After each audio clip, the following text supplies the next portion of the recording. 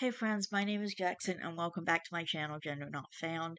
And today we're going to be reading some Reddit stories. I do a lot of best of Reddit updates, and today I'm going to be reading one that I haven't actually done yet, which is r/confessions. So I'm going to get started. So hang on a second because I'm reading this on my phone.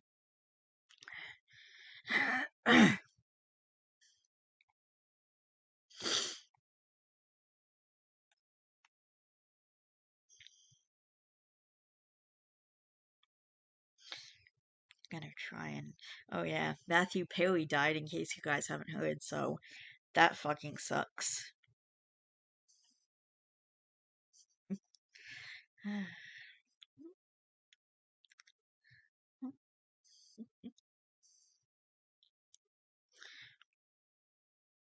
How are you guys doing, by the way? Because I haven't seen you guys in a while. Wait, when was my last video? Hang on. I'm gonna check. Give me a second. 8 days ago. Alright. Yeah, I'm trying to, upload more frequently, but I have a lot going on with my, health problems and stuff. And the one that I talked about before, my balance issues, they're getting a lot worse, and I'm gonna, make an update vlog on it. Okay. Alright. I'm just trying to get to my stuff on Reddit. Hang on. Here we go. Alright.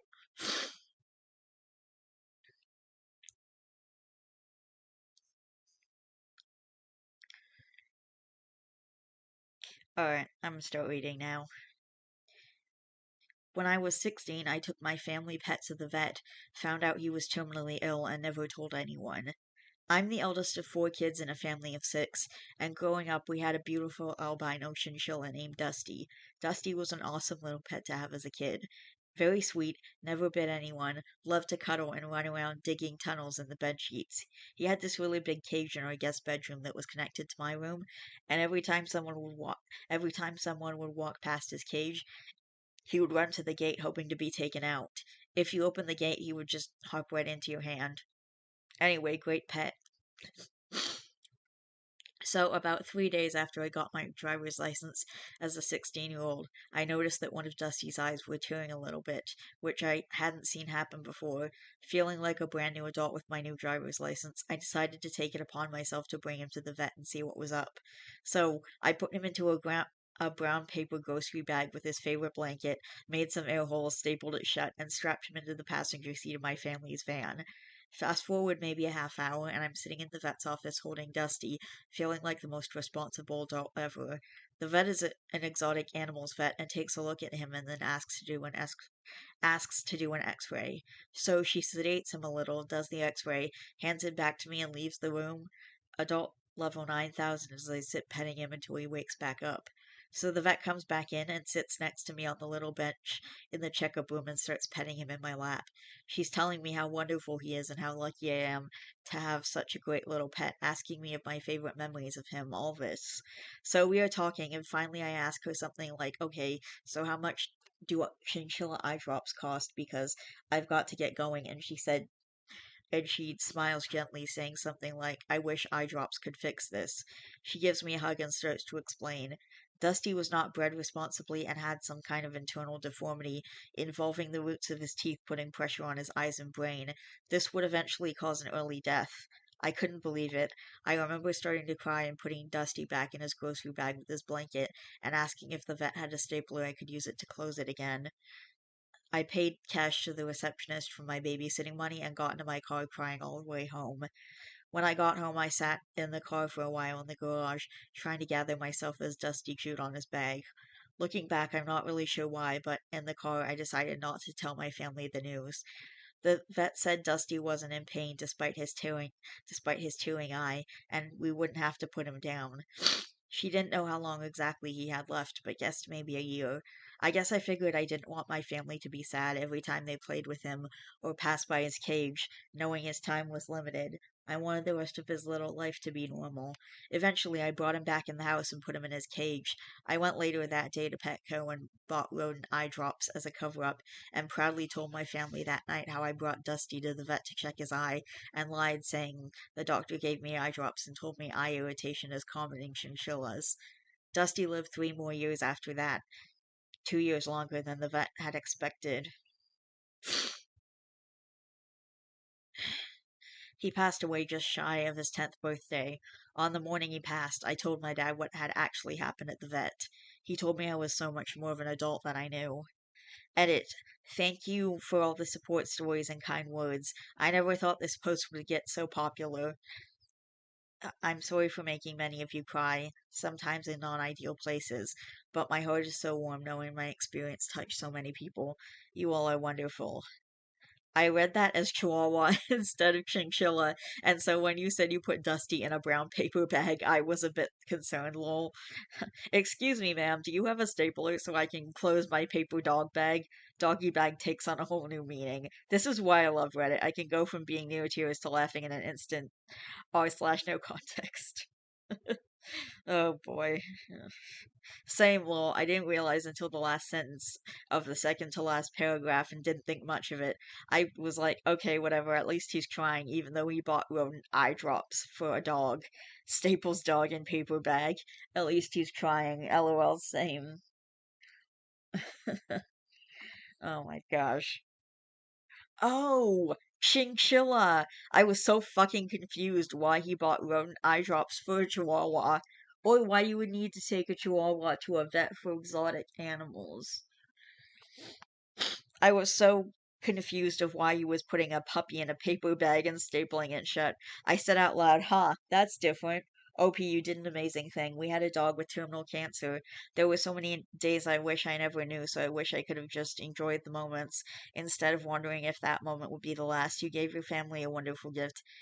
I kind of wish that I hadn't known either that, like the dog had cancer because that's why the dog died. We had him put down. Like it was really really sad, and the first time he had cancer, it was like a tumor in his body, and they had surgery and they took it out, and then he was fine for a few years, and then the cancer came back, I think in 2018 or 2019, early 2019 I believe, and the cancer came back, and like it just it got worse and worse, and then eventually, I mean, I think my mom knew for much longer than I did that he wasn't going to make it. She only told me like a couple of days before she put the dog down that he wasn't going to make it. And then she like told me the day before I have to put the dog down tomorrow.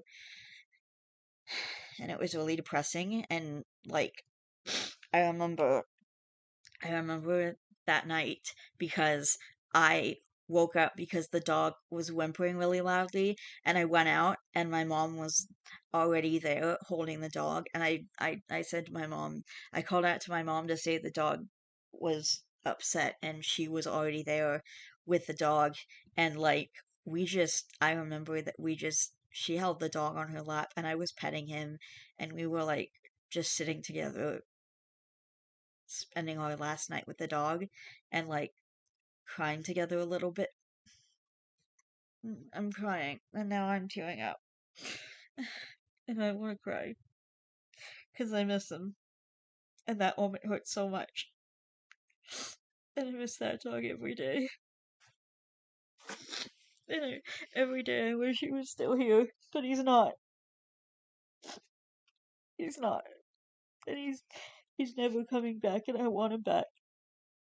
I want him back. I, but, and and the worst part was that a dog was like seriously suffering at last night, and he was he threw up blood and he had like bloody diarrhea too, and so I kind of wish that he had gotten put down earlier so that he wouldn't have suffered so much on his last night. And that's why he was whimpering. He was super sick and he was feeling terrible, and I wish I hadn't seen like that. and I miss him every single day. And I love that dog so much. Okay, we should we should move on because now I'm we gotta move on. Uh, someone said, "Oh, this made me cry." Yeah, I know. Oh, a few people were crying, and the story was depressing, but not depressing enough, like not bad enough to make me cry. And then, and like, um, but what does make me cry is thinking about my dog and like everything that happened. It's just sad. Oh my God. I think what OP did was completely selfless, giving Dusty the dignity of a normal life instead of surrounding him in sadness, with the entire family knowing his time was limited, especially since he lived far longer than originally expected. Once that year mark had come and gone, the family would probably wonder every day if that would be the day. Instead, they were none the wiser, and there wasn't that dark cloud over the house or Dusty. The elephant in the room is this: all of our time is limited. I know, like, it, I once I started crying because like I saw my mom's gray hair, and usually I just tease her about it. I'm like, haha, you're getting old, which is great, but then there was also the reality of like, yeah, she's getting older and she's probably gonna die before me, and my grandpa is like 85 years old, and I don't know, like, I I don't know. It's hard not to think when you have like elderly family members to worry if today is the day you're gonna get the call that they they just didn't wake up, and or like they're they're in the hospital dying. And I like remember my first family death really clearly. I've lost several people throughout my life and one amazing dog and like a few other pets, like Artemis. I lost Artemis. I lost George. Artemis was supposed to live a lot longer, but a lot of baby slings are fragile and they don't make it.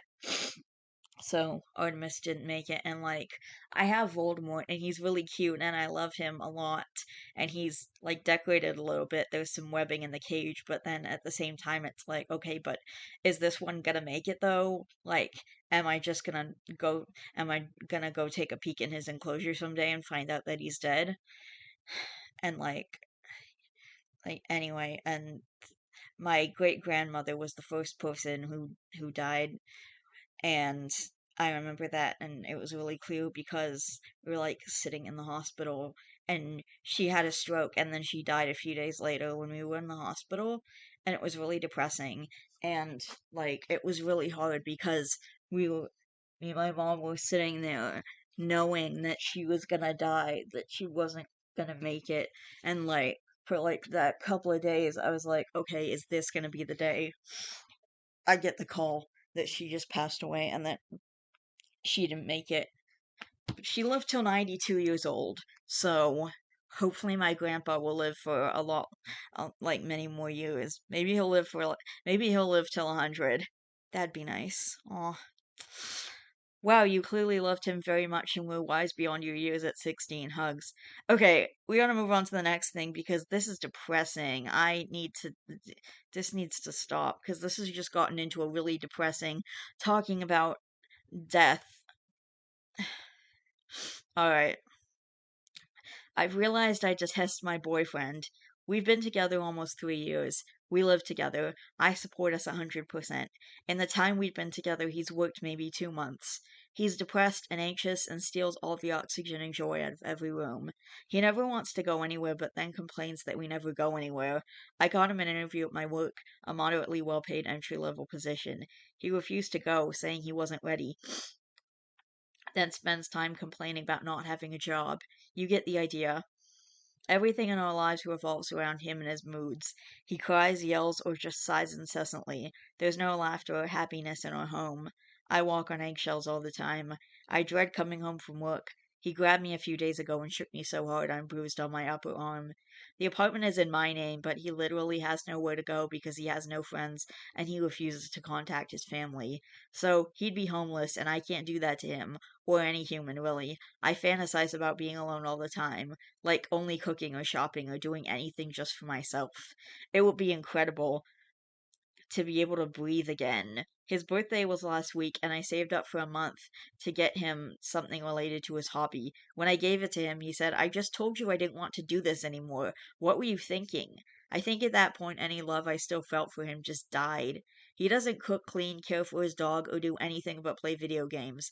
I'm trapped in a prison, and I just don't really care what happens to me anymore.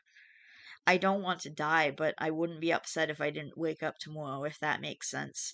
I know what I should do, but I'm just a dumb bitch. Ooh, yikes. Oh my god, that's not cool. Oh no. Yikes. She's got such low self-esteem that she actually believes that, oh my god. I'm guessing her boyfriend says that stuff to her a lot too, because the fact that that's so ingrained into her brain, like,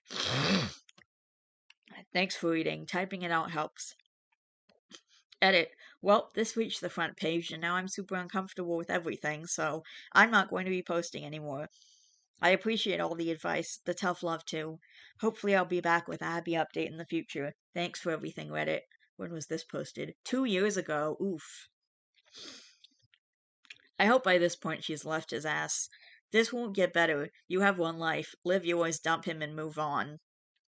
Honestly, a lot of this sounds like when I was living with my sister. Like, yeah, I just don't care anymore. At that point living with her, I didn't care what happened to me. I didn't care what happened to her. I just wanted it to be over somehow. And luckily, COVID saved my life. Like, I know a lot of people were really upset about COVID and they were like, oh, COVID ruined my life. But COVID actually saved my life because I was able to move back in with my mom and get away from my sister. And I was also able to get my mom to understand why I didn't want to live with roommates. So we were able to work out a solution. And now I'm here until I'm moving in. Now I'm here until I move into subsidized housing. Leave him like a mama bird would do, and he will find his way. Yes, it sounds like it will be best for both of them if she leaves. Probably not true. Sounds more like the dude is severely depressed and needs actual help. Still not her responsibility, though. She should leave. Can't help people who don't seek it. Exactly. That's exactly what I'm saying. Like, there was this joke that I heard in BoJack Horseman about, like, how many therapists does it take to change a light bulb? And the answer is just one, but the light bulb has to want to change. And, like, these people are the light bulb that doesn't want to change. Like, my sister is the light bulb that doesn't want to change. She refuses to take any responsibility for what she does, and she refuses to get help even though she really needs it, and she's gonna continue circling the drain and, like, ruining her own life until whatever. Anyway.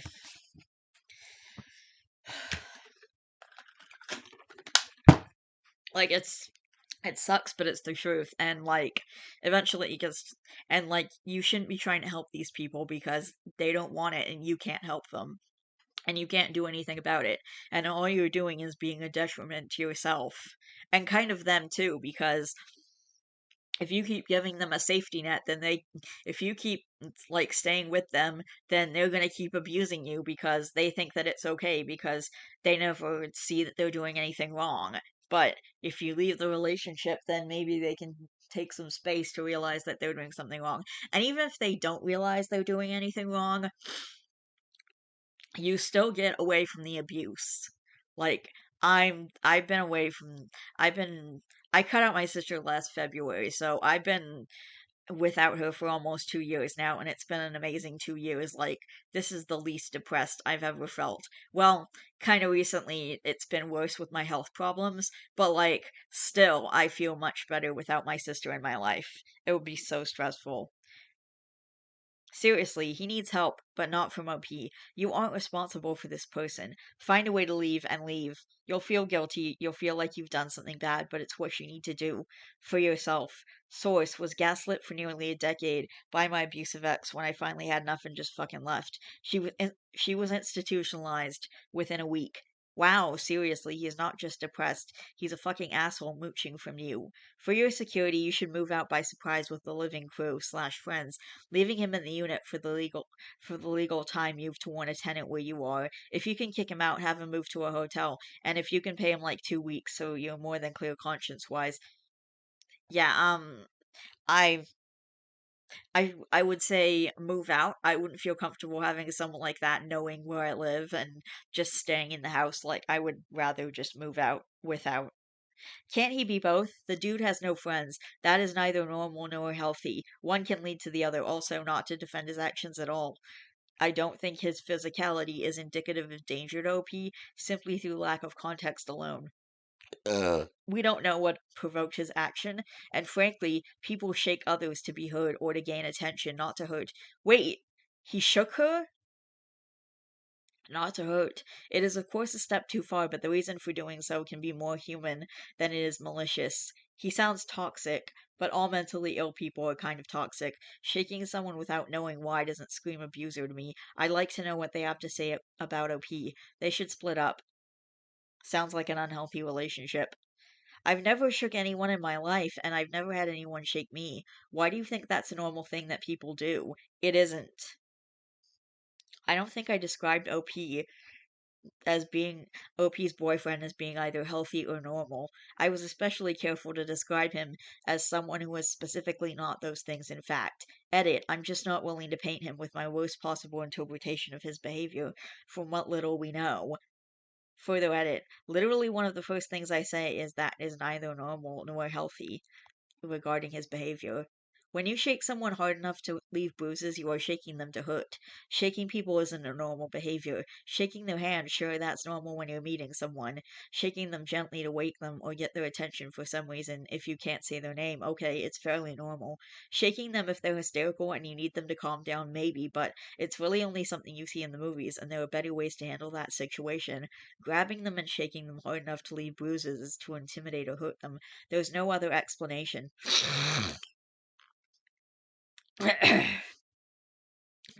OP's boyfriend is very clearly not normal, and your examples are not examples of that of someone in mental distress. I do not think this is a fair judgment. And I don't think giving people excuses for hurting others is fair. And I have significant mental issues of my own, including bipolar disorder. It wasn't an acceptable excuse for me to hurt others, and it's not an acceptable excuse for anyone else either. Exactly. Like, that's the same thing that happened with me and my sister. That's, like, literally the same thing. Basically, she used her mental illness as an excuse for her behavior, but then when other people did the exact same thing and blamed it on whatever was going on with them, suddenly it wasn't an excuse. Like, it was really shitty, and eventually you just get, okay. Fair to who? Also, how am I excusing his behavior?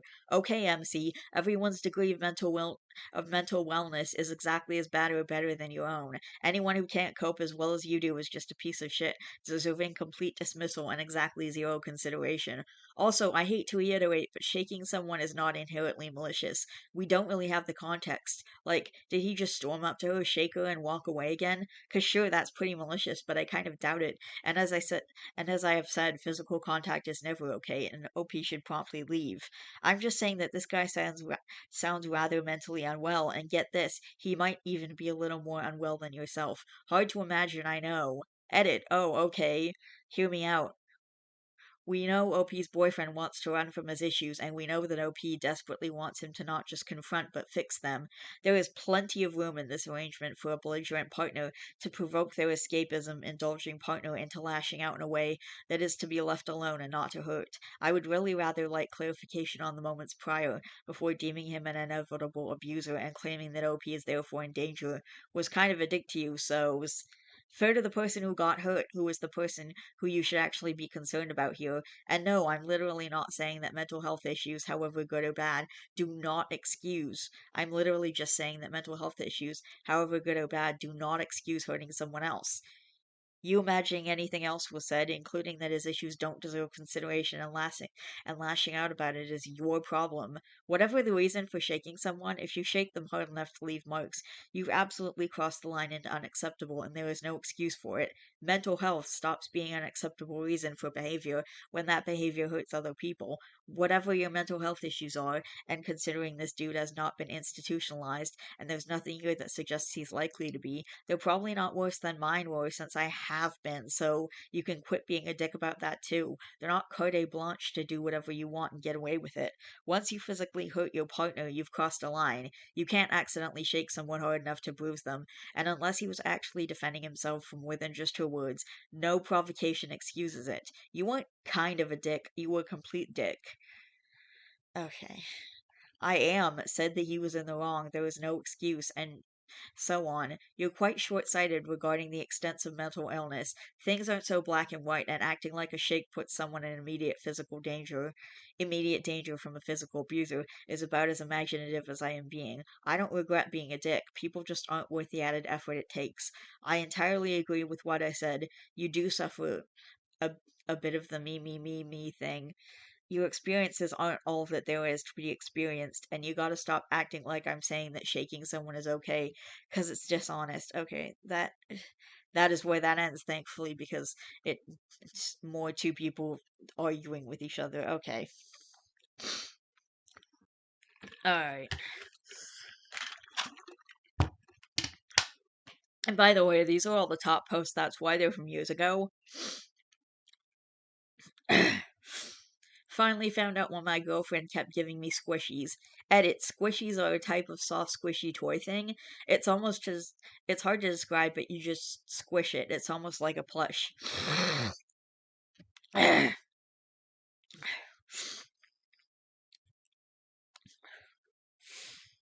Alright. So, my girlfriend and I have been together 10 months now, but we've known each other since first grade. Wow. Alright. Anyways, my girlfriend kept giving me squishies on my birthday out of the blue, and recently on Christmas, despite me never expressing any want or need for them. Honestly, I didn't know much about them before she started giving them to me. Yesterday, she told me that when she was recovering from self-harm, squishies were one of the only things that helped her, and that she was giving them to me because she wanted to see me recover. I'm 2 months clean, and I almost cried when she told me, "Aw, I'm so lucky to be dating her. I love her so much."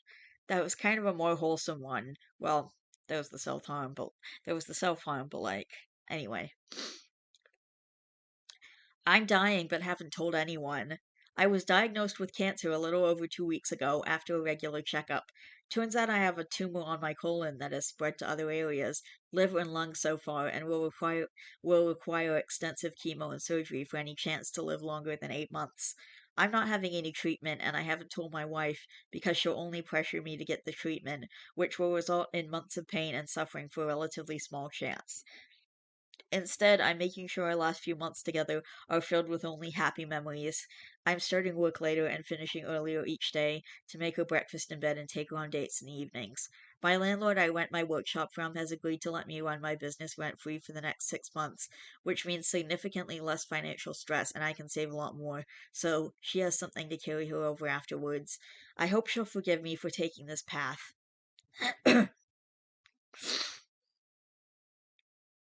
She'll forgive you, but she'll wonder why the rest of her life. She'll wonder for the rest of her life why you didn't tell her you were sick. It's your choice, and she may try to pressure you to try treatment, but that part is up to you. Edit, my first goal, thank you. And she'll blame herself and feel crippling guilt for the rest of her life. Why didn't I notice sooner, and what did I do to make him not want to tell me? Instead, tell her, and if she wants you to do treatment, firmly say no, maybe at the doctor's office with the doctor's support. I agree, tell her, you need to share these things with your significant other, good or bad, no matter the ending. That's what it's about. You go through this life together. I'm sorry for the bad news, OP. For rich or for poor, in sickness and in health, to love and to cherish till death do us part. That, yeah, exactly. That's deep.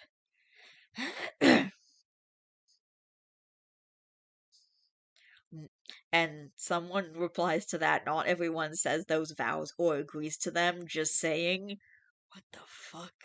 Okay, whatever. Anyway. Exactly. OP, she's your wife, and you're being pretty untrue to your vows here, in my opinion. This is a terrible situation. I hope you find a good solution for this dilemma and find some peace. I understand not wanting to tell the people in your life because, like, you know, they're gonna try and pressure you to get treatment. I get that. But I still think he should tell his wife. I mean, I don't know. This is all really complicated. I feel like I can't really say whether he should tell his wife or not because like I can't say all right. I second this. You will become ill as you progress further in the course of the disease, and she will notice. Better to tell her now while you're still healthy, with the doc there if need be. Plus, you can still take palliative hospice care when the time comes, which will assist her as well in the grieving process when it comes, as well as make the process easier for you too.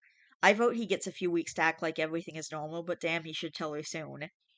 I knew someone who did this with her youngest son. The rest of the family knew she had months left. Her son knew she was sick, but not how sick. He was maybe 11, and she wanted the last months together to be happy and not about her death. I don't know how tough it must have been for him when she did actually die.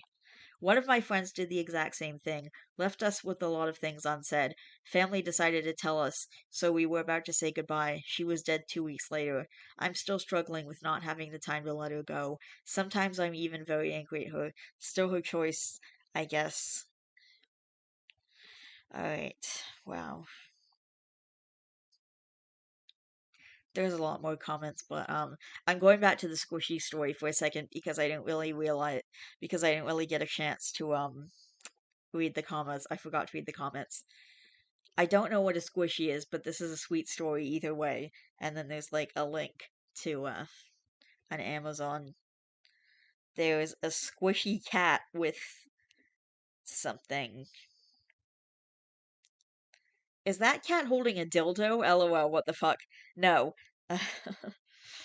Okay. LOL, that's what I thought. Didn't care to click and learn about Squishy's radio comment and immediately click the link. That's definitely a cat holding a dildo. Edit the word about. Exactly. It's a spoon for some reason. Do not use the spoon as a dildo. Okay, we gotta move on from this dildo stuff. Wait, one more comment in this area. Apu sells them at the Quickie Mart. Alright. And someone says that to it was similar to like a stress ball. And yeah, it's about that. Uh, I thought a squishy was some kind of sexual innuendo I didn't know about, so this really got weird until I saw the comment with the link to Amazon. Hopefully, honestly thought it was when someone finishes in your mouth and you spit it in their mouth. I was so confused as to how that helped with self-harm. Nah, that's a snowball.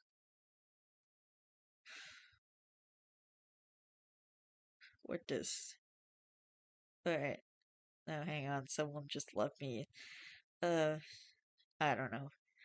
Okay. Anyway. Risky click. r/. Oh, there's a subreddit called Whiskey Click. Okay. Wow. Interesting. Okay. Maybe we just have dirty minds? Wholesome. I wish the best for you too in your recovery from self harm. I know it can be hard, but with time and self control, the urges will go away. Currently 5 months clean myself. Hold her close and stay strong, friend. The road is difficult, but the path less traveled will reward you. Best of vibes and wishes. My thoughts are with you. Kept thinking squishies were hugs. Still not nasty as some people here, haha. I thought it was when you squish your face up with their hands, lol. I do this to my kids and tell them to say chubby bunny. Kills me every time. Everyone must try this, whether on someone or in the mirror. Nice.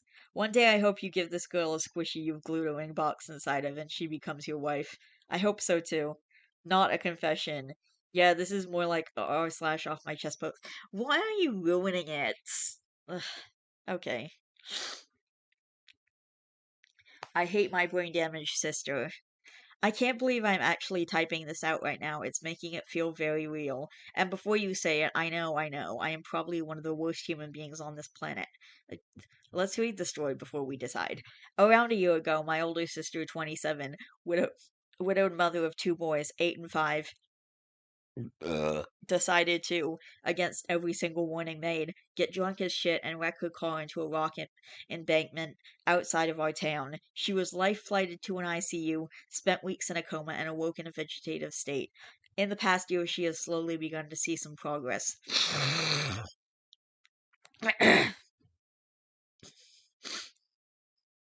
Because of this accident, I was forced to quit my job, leave my friends, move across the country, and back in with my parents to help take care of her and raise my nephews. I love them dearly, but I never wanted to have kids, especially not forced upon me like this. She has the mind of a child now, argues about silly things, can't cook for herself, cries over everything, can't read, memory loss, partially paralyzed on her right side, has aphasia, and a list of other problems with me as her caregiver. She tells me how happy she is to be alive after such a bad car accident. I want to scream that I wish she would have died. Her boys are a wreck after losing their dad recently and now having a fucked up mom. My parents are spending all of their retirement savings for her treatments. I can see the years getting shaved off my dad and mom from the stress. I don't treat her any differently. I still tell her stories and laugh with her and do my best, but I hate the way I feel when I look at her. Did you even think about your boys when you got in your car? She is smiling and completely ignorant to the pain she has caused to my entire family. So, I guess that's it. That's my confession. I have a deep, dark hatred and resentment for someone I love, and I will never let her know. Edit, I am a female, by the way, and some people have said pretty horrid and cruel things, and I totally get it. But I already feel pretty fucking shitty about my feelings, so you can't really make me feel any worse. Everyone else, thank you so much for the support, advice, and feedback. I've read and appreciated every comment. A lot of the medical and healthcare advice I will be talking to my parents about, and hopefully the financial parts of this can be helped a bit. Thanks, guys. Much love. Okay, so he said that she chose to get in the car. She she got into the accident. She got super drunk and got behind the wheel. So she's an idiot. Obviously, it's not her fault now that she's like this, but it is her fault previously for getting in the car and getting super drunk and doing all that other shit. She never, no, whatever.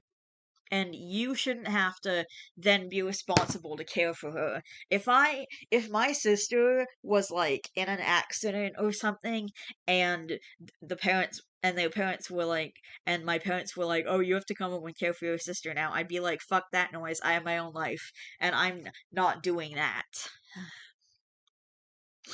Let's read the comments. Your sister's kids should get Social Security survivor benefits for their dead father, and your sister should get Social Security disability payments for herself. As far as Social Security for your sister, they always say no. So you get an attorney, file an appeal, and the attorney gets a one time payment of 25% of the first check, which is a considerable amount since the first check is calculated from the date of the original application. You can file the initial application online. Seconding this, my dad died when I was 11, and I didn't find out until I was 17 that Social Security survivor benefits are a thing. Thankfully, they gave me a very nice check for all the years they missed, and I received monthly ones till I turned 18. Please help them get this figured out soon so they're set. I have a shit ton of family members and it took a family friend to help me out with this, and I can't be more grateful. Edit. Adding that your sister should get survivor's benefits as a widow as well as disability benefits. Hope this helps. Your feelings towards your sister and the situation itself are 100% valid. You're not a bad person. I'm sure your nephews and parents appreciate having someone like you in their lives. NLP says, saving this comment for future thank you to the original comment about getting social survivors benefits or whatever that. Okay, and this person just says, "Damn." That's exactly what I said. That's all I can say. Damn, damn, damn. Is that is and that is three oh damns. R slash unexpected B99. Damn. Crispity crunch. You bite the fry bites back, my man. Alright, I don't know what's going on with the rest of this comment section. Damn is right. That is Helen sucks. You are not a terrible person. You are a selfless person and have given up so much for your family. There has to be some light for you. Is there respite care so you can get away? A plan for when the kids are older, maybe? Mom keeps talking about me adopting them eventually. The thought terrifies me. Okay, you shouldn't have to adopt them. That's not, no. Speak your mind, friend. It's best if you let everyone know as soon as possible where you stand. Put some more urgency behind finding a better fix for your situation. You are amazing for making the sacrifices you make, but let them know that while you're there to help, you are not the solution. That's weird because that's also from OP, but it seems like the way it's written, it seems like it shouldn't be from OP. I think it's worth clarifying here that speak your mind does not mean to tell your family or your sister that you resent her and wish she had died, but that you need other people, like her late husband's family, to step up and help with the kids. That said, it's incredibly selfless what you're doing.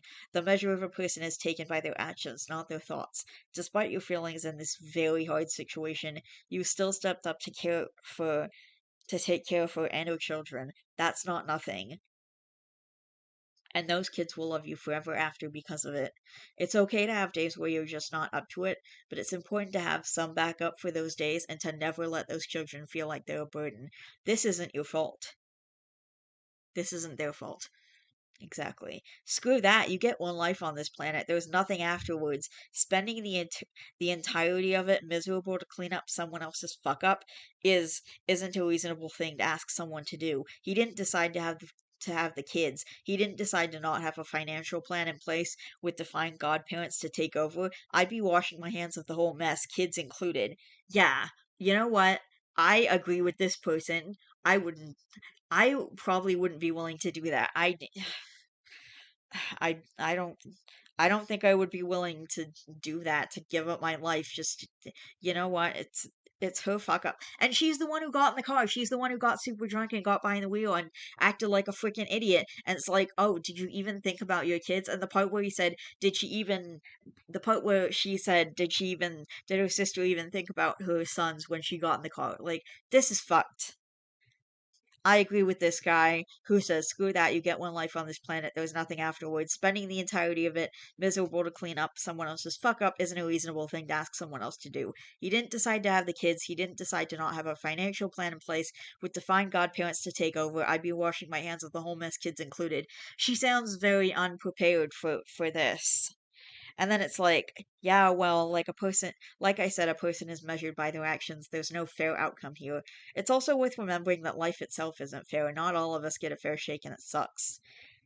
Fuck that. If someone doesn't like their situation, there's no reason they can't change it by leaving. If they find themselves surrounded by misery, then just get the fuck out. They don't owe this world a goddamn thing. If you want a fair shake, then remove yourself from all the shit that's bringing you down. That's a nice thing to say and even practice in some situations, but fuck, the world would be pretty shitty if everyone lived like that. No. I Not at all. I wish I could tell people this better. We own the world while we're alive, and fuck anyone who tells us different. Mind you, this is coming from an only child with no siblings raised by a single parent, so my perspective might be a little different, but my god, is it liberating. It takes courage and strength like you've never seen, but once you see what's out there and what's at stake, you'll realize that none of it is worth it in the end. I fucking agree. Oh, fuck off. Okay, I agree. This is just a bunch of crap. Uh, well, anyway, um, I agree with this guy saying that they should just remove themselves from the situation. That this girl should just remove themselves from the situation. I have to delete some videos, so I'll be right back. Get your sister on SSDI with the help of an attorney and look into getting Social Security benefits for the kids as well. In fact, if their father is deceased, they already qualify. That extra money can help ease your parents' burden. Agreed, I got SSI for my deceased dad till I was out of school in my state. It goes up to 26 and stops. I agree, or maybe some caregiver programs like PCA, HHA, AFC to help with care. It is very stressful to be a caregiver. think that um I don't know what any of those stand for, and I'm not looking it up. If you guys want, you can look it up, but it's a caregiver program. I'm just gonna say that. Bleh. Alright. Don't even think about adopting them if you don't want to. You'll only regret it afterwards. They might resent you for that afterwards. You're not some messiah that has taken the responsibility to correct your family's mishaps. Just speak your mind and let them know you've already sacrificed enough. Also, perhaps look around for family, even the awful dad's mom, to take on some responsibility for her own grandchildren. And then someone asks, is the deceased father's family not helping in any way? Deceased father only has a mother who lives in Brazil and is a huge bitch. Never came to visit my nephews since they were babies and blames my sister for his unfortunate death. Also car accident related, but he was in the passenger seat and it wasn't because of an intoxicated driver, just a bad accident. And blames my sister for his unfortunate death, also car accident related, but he was in the passenger seat and it wasn't because of an intoxicated driver, just a bad accident. Was she driving? Because if so, it's hard to fault the mom for how she feels. Also, just because you aren't drunk doesn't mean you can't be at fault at fault in an accident, even a bad one. Death in my family and my job have taught me that more often than not, people cope with anger and having to place blame, especially with unexpected tragic death and even with blameless deaths, inexplicable cancer. Okay, I think I've come to a conclusion on where I stand on this post. The conclusion is that if it was an accident that I would do it, but if my sister did exactly what the sister did in this situation and got behind the wheel while she was super drunk and acted like a total idiot, then no, I would not take care of the kids in that situation.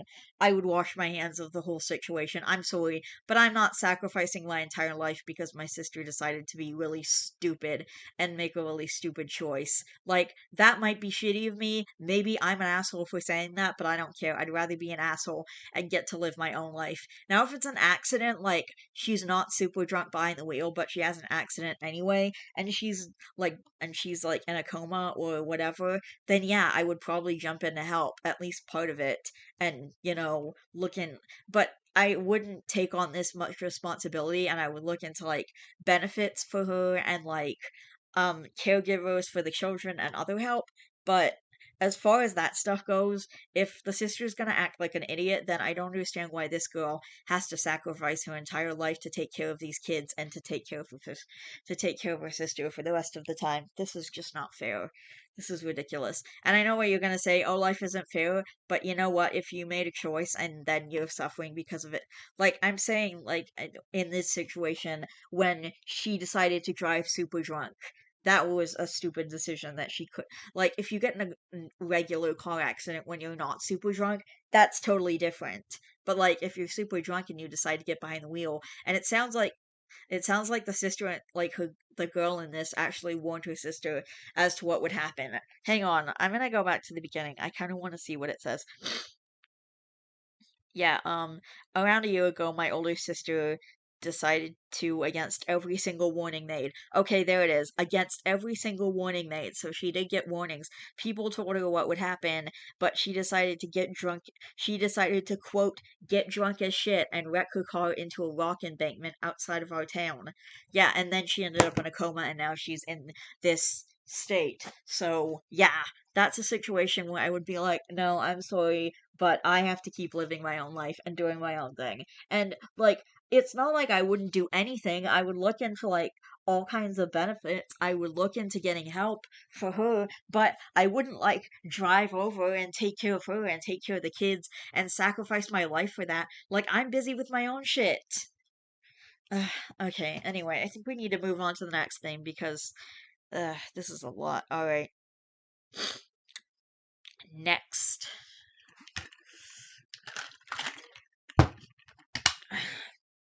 Um, all right. I have no respect for people who are pro-life. Correction, I meant anti-choice, pro-forced birth.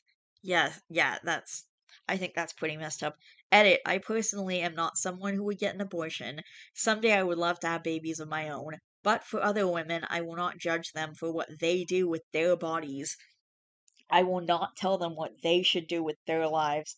What they decide is their choice, and all these people who think they are God and whatever can't seem to get their heads out of their ass to realize what the new law just did for women out there. For people who are pro birth slash anti abortion, as a woman, why are you even doing this to other women? As a man, why the fuck are you even speaking on this? Making it illegal won't stop it from happening. It'll just make it severely unsafe. Yeah, it's like making drugs legal. People are gonna fucking do it anyway, so, you know. It also affects women who want to be pregnant but unfortunately miscarry, and their healthcare providers slash pharmacists refuse appropriate care to ensure they miscarry properly and don't die of complications like sepsis. Yeah, that's messed up. And then there's a couple of comments from the OP that have been deleted, apparently. Not only will abortions still happen and be incredibly unsafe, but how many babies are going to be dropped on doorsteps or left in dumpsters because they can't be fed or are unwanted but forced to be here anyway? I feel like if this sticks around for long, it's going to create a really screwed up generation. Or dropped in wood chippers slash dissolved in vats of lye slash incinerated to avoid getting caught. Seriously, abortion bans are going to cause unspeakable amounts of suffering and death. Except now it'll be fully formed, fully conscious babies and adult women suffering and dying, not unconscious, unaware, non-sentient embryos slash fetuses. The shit that's going to happen will make abortions look like a pleasant, fun walk in the park. Push people to do ghoulish shit, and they fucking do ghoulish shit. It makes me want to cry knowing that crap is going to happen. It's not a matter of if now, it's a matter of how often. I don't know if you can even really blame the mother in those cases. I mean, yeah, it's utterly cruel, horrifying, and wrong to do any of those things, but, well, they were put between a rock and a hard place, and in desperation they did what they could. Well, and it could get worse than that. I mean, what's stopping a forced to be pregnant woman from turning into a homegrown domestic terrorist because of what was done to her? Nothing. Can't blame someone for murdering a child. What the fuck? Okay, yeah, I agree they shouldn't murder the kids, but like, what are they gonna do? I mean, what about situations where the baby's inside the woman and it's like so bad that she's gonna fucking die if she has the baby, or she's gonna die if the baby stays inside her and they won't allow her to get, like, I'm just saying, if you don't want an abortion, then don't have one and mind your own business. R slash strike for Roe. Mind your own uterus. If you don't have one, then stay the fuck out of the conversation. As a male, I 100% agree with this one. I've been screaming this for years. These old ass men think a simple sperm donation entitles them to dictate what women can do with their own damn bodies. This should be decided by women in the first place. I'm a sole parent whose sperm donor pieced out the moment I found out I was pregnant. I made a decision for myself knowing I'd be going into parenthood 100% on my own. I moved back to my hometown where I had a support system of family and longtime friends. Plus, I was 31 at the time. What about the women who don't have a support system and are much younger than I was? It's been a really, really hard road. I'm lucky to have landed on my feet, but there were some rough years. Being a sole parent is incredibly hard. For someone younger who doesn't have a support system, I can't imagine. It's not some old man's place to make a judgment like that. All right. All right, here's something. I had a DNC 2 days ago for a blighted ovum, completely unviable pregnancy. If I let it resolve on its own, there's a significant chance it wouldn't do so safely. I could hemorrhage. Happened to my sister in 2008. To the pro-birthers, you're telling me I shouldn't have access to this healthcare? Because that's what it is. Healthcare. I don't completely understand that, but I do know that it what hemorrhage means, and that's incredibly screwed up. That's my whole point. She, yeah, it's could be super dangerous. Forced birthers get their abortion when they want them. Okay, I'm just looking for more comments. I don't care what people decide to do in their personal lives, but forcing their religious views on others via government Gestapo is pure fucking evil. We should stop calling it pro life and instead call it what it really is, anti choice. And then OP says, I like the term pro birth. With pro life, we get lost in a pointless debate about what life means. If we use anti choice, we get lost in a debate about whose choice truly matters more. Pro birth is straightforward and doesn't leave any room for interpretation of what is or isn't noble. It's simply saying that you believe every pregnancy must be left with the opportunity to carry to term. Let's stop using terminology that gives people like this even the slightest fuel for arguing that their beliefs are in any way related to helping anyone. Anti-women is more like it. Okay, yeah, that's what I thought. Oof. Wow. My twin brother hates kids. I have a daughter that he couldn't care less about. Before she was born, me and my ex had to have an abortion because the baby was not viable. My other older brother is a staunch Republican who's been married to the same girl for 20 years, that he also dated for 10. I was told by his friends that they had an abortion when she was in college for convenience reasons. Both brothers are pro life hypocrites. They don't care about saving babies, it's about owning the libs and spite. They are against every human right here, is even though both brothers they were against every human right there is, even though both brothers have used the hospital system on our tax dollars. This is how I know they have zero argument. This is not a Bible or our nation's founders issue either. This is extremism and the Republicans' last stand in this country. They know their days are limited, and the majority of this country is not on their side. They only sped things along in my book. Sound like a couple of chodes, to be honest. No offense, dude. Having shitty families sucks balls. You have my sympathies. Alright. Alright. Well, alright, let's go on to the next one. I fake an accent at my job. My heart is pounding writing this because I literally haven't told anyone this. So I work at this one store and I work on the sales floor, but before all that, I was just one person interviewing for a position at the store. Before I arrived for my interview, a friend of mine dared me to interview in a British accent. I said I'd do it only if they paid me, and to my surprise, they sent me like $10 through Venmo, which was more than enough for me. I went into the interview with the mindset that I wasn't going to get hired, and they inevitably hired me on the spot, accent and all. I was nervous because I had already talked to a whole bunch of higher ups with the accent and decided to just go through with it, thinking it was only going to be a summer job. I was so wrong. It's been like 7 months that I've been working there, and I still use the accent to this day. When people ask me where I'm from, I just tell them my hometown, because I have several Brits from that town whom I grew up with. The accent hasn't really posed a problem until now, because my boyfriend is friends with one of my coworkers, so I'm gonna have to find the right time to come clean. Thanks for coming to my TED Talk. I know, edit one. I know that several of you guys wanted to hear how I talk, so here's the link to hear me speak as both a fraud and as myself. Enjoy roasting me, and then there's like a link. Update. Finally told my boyfriend about the accent, and he said, and I quote, "Well, babe, you just gotta fake it till you make it and get the hell out of there. I got a lucky one, y'all." Edit. Thank you so much to a user for the silver, you beautiful fox. I love you, and your comment made me beam from ear to ear. Be a coworker that you can fake an American accent for the rest of the year for $300. Oh, bet a coworker that you can fake an American accent for the rest of the year for $300. This is the best answer, haha. This is fucking brilliant. Bloody. I read that with Ron Weasley's voice in my head. Side note, I have an issue where I imitate people's voices when I'm talking to them. My maths teacher back in high school was Scottish, and I just can't help it. It's a serious problem. I have to admit, if I had gold, I'd give it to you. Smooth. Just randomly use the English verbiage, though, like crisps when you want chips, or toilet instead of bathroom. Clever. This. But you'd technically be lying and would lose the bet if you found out. If OP is from California, they can do a New York City or Boston accent. Technically the truth. Fake a head injury and go back to normal. This post is hilarious, sorry OP. LMAO, this is genius. Say I won't get an actual head injury at work. Get workers' comp and be a free elf. Wow. Edit. Wow, my very first silver. Thank you so much, kind stranger. $5. I'll match your five.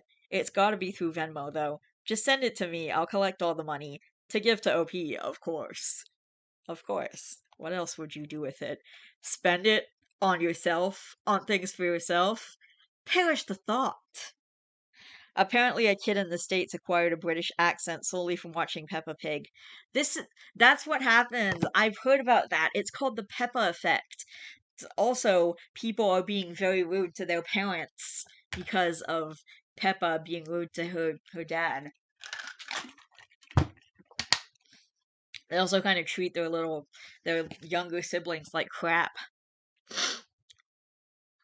Oh my gosh. Okay. That one was interesting. That was like a more lighthearted one, which is nice because most of these confessions are depressing. So it was nice to have a more lighthearted one. My daughter was granted a Make-A-Wish and I'm sad. My daughter has a rare blood disorder called idiopathic thrombocytopenia purpura, purpura immune, which causes her immune system to destroy her platelets, so she just bleeds. So she just bleeds randomly. Oh my god. Dude, that's horrifying. Her eye just hemorrhaged a few weeks ago, and an entire half was filled with blood today. 5-hour nosebleed. She can feel when they're coming, and she sits down with her bloody nose kit, tissues, a trash bag, a puke bucket for when she swallows too much blood and vomits, gauze, cold packs. What the fuck? Oh my god. This is actually sad. This is horrific. My daughter is 4. My daughter is 4. I have been able to convince myself for almost 3 years that, yeah, she is sick, but not that sick. Last week we spent 4 days at the hospital for severe anemia and no detectable platelets. She is that sick. I get it now. She is getting a wish, and she is getting worse because she is that sick. We have tried every medication available for treatment of this disease. Nothing helps, nothing fixes it. My heart is broken. Oh my god. As a fellow parent whose daughter was also granted a wish to go to Disney World, my advice for you: enjoy it. Take the time to just be a kid with your kid. Special needs parents need so much time, spend so much time worrying about the next day, week, month, etc. We sometimes forget how much fun being a parent of an awesome kid can be. The wish may be granted for the child, but especially on the trip wishes, it really meant to allow the family to do something they rarely get to do. Be a family having fun without all the worry. My wife has since become a wish granter for the organization. She loves it. She keeps getting unique wishes as well. Her first one was building a wheelchair accessible treehouse. Aw, was quite the build. I know this is a hard time when my daughter passed on due to her disability. It was hard on us as well. Not going to try and diminish your anguish on this issue, especially when you know it's coming. But I will offer up this advice: take the time to live and have fun whenever possible, and do something for yourself now and then. Thank you. We definitely don't get to enjoy her as much as she deserves to be enjoyed. There are so many activities we have to restrict. I'm happy she and we get this opportunity. It just seems like such a slap. It's so complex and difficult to explain. It's not lack of gratitude, more a fear of what it truly means to be eligible for a wish, if that makes sense. Blessings to your family, and I'm so sorry for your loss.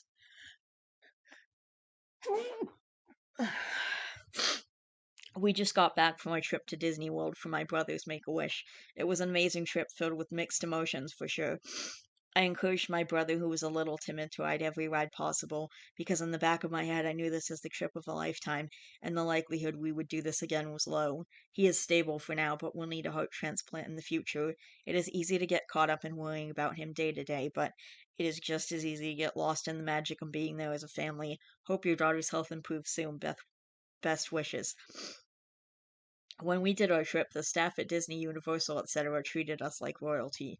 The one event that always sticks out in my mind was meeting the Disney princesses. We didn't have to wait in line, of course, but Cinderella, my daughter's favorite, wasn't in the group. We didn't think too much of it. It was still fun. So from there, we were walked up a back hall to wait to meet the fairies. Well, in the hall, my wife were talking to ourselves. Disney cast member close by escorting us. Somehow the minor discussion came up about how it was too bad no Cinderella, but we weren't upset in the least. About a minute later, the staff excused her for a moment, had to go take care of something, would be right back. Fine. She comes back and asks us to follow her. It's been about 5 minutes. We went back into the room, and there to our amazement was Cinderella, all by herself. They shut down the entire thing for a few minutes to allow our daughter to have a good 15 to 20 minutes of meeting Cinderella. I was simply flabbergasted, above and beyond the call of duty, in my opinion, but everyone was awesome. Why is it suddenly so dusty in my home? Stupid ninjas chopping onions. OMG, I'm in tears. I love this. My contact lens is a little messed up. Tears here too. Aw. I am a Wish volunteer because of Reddit. We do this so kids can be kids. Oh, dude. Alright. This is. Wow. Oh, this is depressing. I mean, it's kind of nice about the Make a Wish and all that, but Oh my god, it's depressing. This is just sad. Okay. Today, my next door pregnant neighbor knocked on my door. Around 7 p.m. today, I heard some knocking on my door. I opened it, and it was my next door pregnant neighbor. She was, I think, in her eighth month. She was holding a small plate in her hand. In a very shy voice, she asked me if I can give her some of whatever I was cooking because she liked the smell. I think pregnant women sometimes have strong cravings and they cannot resist it. Anyway, she was shy and apologized a lot for her request. Since we don't know each other, I laughed and told her it is okay. I was cooking a traditional meal from my country, and the recipe has olive oil, garlic, jalapenos, and some spices. I think the smell was nice. I gave her some of my dinner, then she left. I watched her walking home like a cute little penguin who's happy with her successful little hunting. I felt really happy too for some reason. Oh, that's really sweet. My mom said in Iranian villages, it's a custom that if a pregnant woman smells something cooking down the street and craves it, she knocks on the door and the people offer her some of the food. That is awesome, to be honest. Yeah, like I totally want to get knocked up now and do this. You don't have to be honest for this to work. You just need to be a little fat around the belly and ankles. I know I'm way late on this, but after a year, I think people might start being suspicious. Too bad Iran sucks. Oof, that was rude. Iran may be in a sucky situation, but Iran doesn't suck. Too bad you're a waste. Sheesh. Alright, smart distinction. Too bad Iran is stuck in a sucky situation. FTFY. Any place that has a tradition of sharing with anyone in need pregnant is a nice place. It's plagued by awful people, but that's any country, to be honest. We are a wonderful world full of greedy bastards. That doesn't make us all shit. Yeah, exactly. This is the type of community I want to be pregnant in. Yeah, that really sounds nice.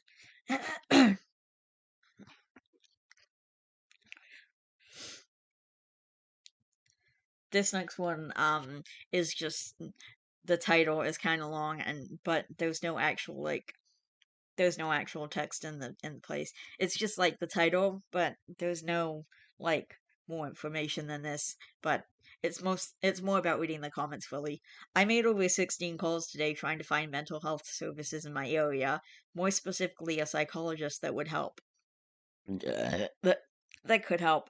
In the end, I just gave up. No wonder America has a mental health crisis. Nobody answers the damn phone when people try to seek help. I don't have any new advice, but you're not alone in this. It's a sad commentary on the state of mental health care when it's so hard to find a provider.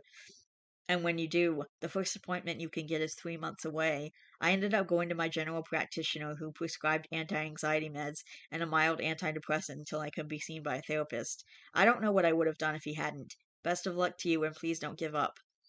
If nothing else, try to get in to see a regular doctor and let them know you need help. Sometimes you just have to keep yelling until someone listens. My appointment is for the 20th of next month. We'll meet with a primary care next week. Next Wednesday. Thanks for being empathetic. Being a therapist in training and having sought my own therapy, I know how much the system sucks. Referral after referral, all these hoops you have to jump through, and then to only get an appointment in what feels like half a lifetime away when you're going through some shit. I feel your pain. I don't know what the solution is yet, but I feel your pain. Well, at least you have some job security. There is obviously a high demand for your services. Job security and low pay. If you don't have a master's or a doctorate, you're making ridiculously low pay even with many years of experience. A bachelor's in many other fields will get you so much more. It's part of why the system is so fucked up. There's a constant stream of people entering and leaving the field at the low end, where most of the work is actually done because burnout rates are high, and there's always a new class of fresh graduates to replace you, so the industry has no incentive to pay better or give better hours. Working an entry level site should automatically qualify you for sainthood. Hoping this gets in front of people, National Alliance on Mental Health, NAMI, has a hotline. Their number is 1-800-950 and 6264. So 1-800-950-6264, and is open 10 a.m. to 6 p.m. Monday to Friday. More information can be found by clicking this link. NAMI is a garbage referral system and a repository of disappointment. Okay. Anyways. Uh, and then there's a bunch of, like, lines for some of the, states and stuff. Okay. Alright. If anyone needs someone to talk to, I may not be a psychiatrist, but I do work as a combat medic, and I'm more than willing to listen and talk and help you find your way. DM for a number I will always answer. Edit, my lord, thank you, kind strangers, for the gold and silver. My very first one. God bless you guys. If anyone knows any family or friends that you know need some advice but are too afraid to ask, let me know. Edit 2, I'm sorry guys, I've been answering messages nonstop for a few hours now. I'm hoping I've helped every single one of you, even if it isn't the slightest. I'm heading off to bed tonight. If you got my number and need me in the middle of the night, go ahead and call and I'll answer. The ringer is on high. Good night, y'all. I'll message you again tomorrow morning. Edit 3. My lord, thank you everyone for your kind words. This blew up, and I've been trying to help everyone. I'm sorry for not answering. I woke up early and was on a detail. I should be able to answer everyone rapidly again. Wow, that's really, really nice. Alright. Oh my gosh. Jeez. I still have a few more, so I think I have to take a break and kind of use the bathroom and stuff. So I'll be back later. I'm back and it's the next day, and I'm gonna keep reading stories, and I also saved a few more stories. I am such a delusional, self-centered fool and master of self-sabotage. I used to think that I am someone special, thought I am a hard worker, but in reality can't even handle any kind of resistance offered. I give up. I seriously have zero willpower, any thought or distraction. I just can't stop. I just stop doing it. That's why I can fail any plan I can think of. If someone says, change how you do stuff, then I understand, but not act on it, I guess, like, duly noted and not done. Since school, I have always been told by teachers that he can be a topper but doesn't work for it. All I want to be is the hardest worker in the world to just shut that up. That was me after school as I entered college. All I have tried to do is be someone I can be proud of, but now I can't seem to look myself in the mirror. I'm always stuck in thought of how to be better than trying to be better. Have you considered checking for ADHD? Literally 3 sentences in with this poor guy and the ADHD bat signal went up. Well, if one of us can spare him the lose and self-destruction, it's worth it.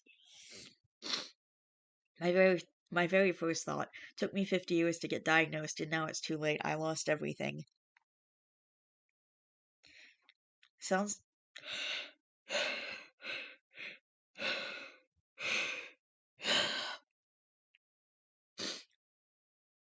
sounds more like you're so afraid of failure you're not able to even try. Get some therapy. Work on yourself. You have ADHD. Don't beat yourself up. Just seek professional help. Can you develop that in your lifetime? You've always had it. It gets worse the more you cope. You can be very high performing with ADHD. I am so high performing my family doesn't believe I really have it, because a doctor when I was in school told them I would be able to attend an elite law school if I had ADHD. The day I first took Adderall opened my eyes.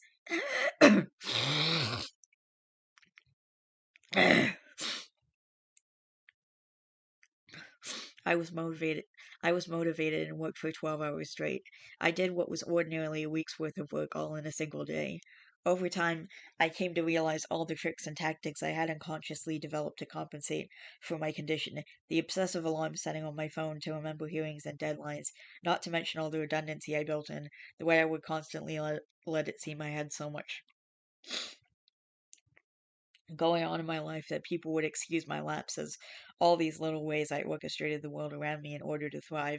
Don't need to do that now. Whatever you do, try to do you in 5 years a favor and hook him up. Go get tested. I can't give you any advice, but I'm leaving this comment to let you know that you're not alone.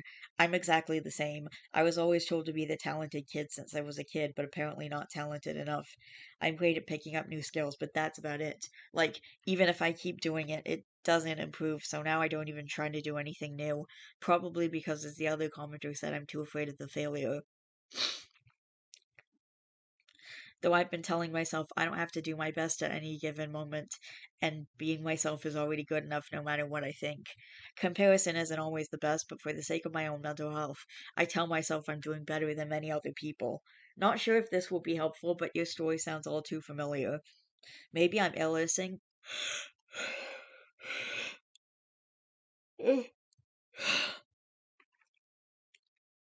Maybe I'm aliasing, maybe I'm not. Currently, I am 39 years old. I am 39 years old and thriving. To be brief, I had daily suicidal thoughts my entirety of life that I recall until I was in my junior year of college when I broke down and went and sought out help because of my alternative of not succeeding. Mind you, I started college at 24. For context, I joined the army at 17. I was emancipated, so I didn't find out until I was 27, and even after I was diagnosed, I didn't accept it until after 4 months. My reason for stating this is to illustrate what someone else posted previously about if this is what you have. The longer you wait, the worse it gets.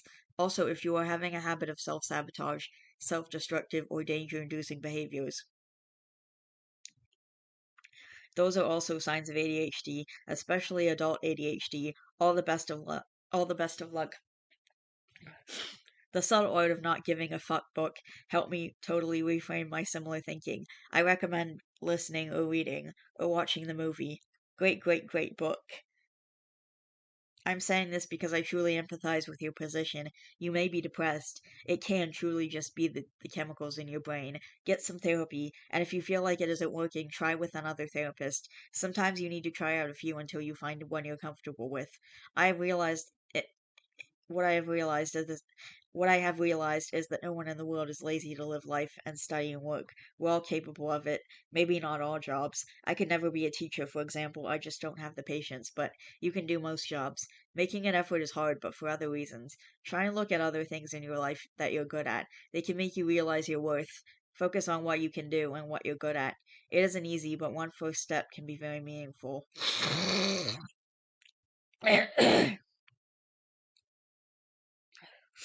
I think so many of us are the same, so you are definitely not alone, love. I try and ask myself at the end of the day if I was the best person I could be that day. You can always press reset and try again tomorrow. Don't give up on you. Why pressure yourself unnecessarily? Don't keep trying to be better, just try to be you. You're not lazy, you're an energy conservationist. So am I. What do you know?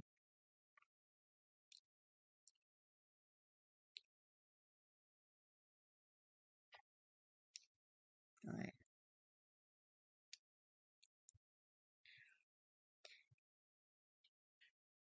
I'm a selfish and horrible person. I've always been selfish, and I always will be. When my grandpa was dying of lung cancer, he was on hospice in the living room, and we would visit him just about every day. And every time he would ask to see me, he would beg me to spend the night and sleep on the couch next to him, so he wouldn't be alone. And every single time, I would make up an excuse to not be around him. My reasons were because it was scary. I didn't want to see him like that. But he would only ask me, not my sisters or dad or mom. He would ask me, and the look on his face is going to be forever stuck in my mind. I can't stop thinking about how lonely it must have been, sleeping in the dark and cold living room all alone. And his favorite granddaughter didn't even want to be near him. It haunts me every single day, and I know I'll never forgive myself. I was just a little girl, but I knew better. If I could go back in time and change anything, it would be not to be so fucking selfish. And I really hope he could have forgave me before he passed, even if I can never forgive myself. This has just always been on my mind, and I don't know if I can ever forget or find peace with myself. I know it's probably corny, but it's eating me alive. Honestly, babe, if you were young, he probably knew that you wouldn't be able to. He probably asked just so you knew he loved your company.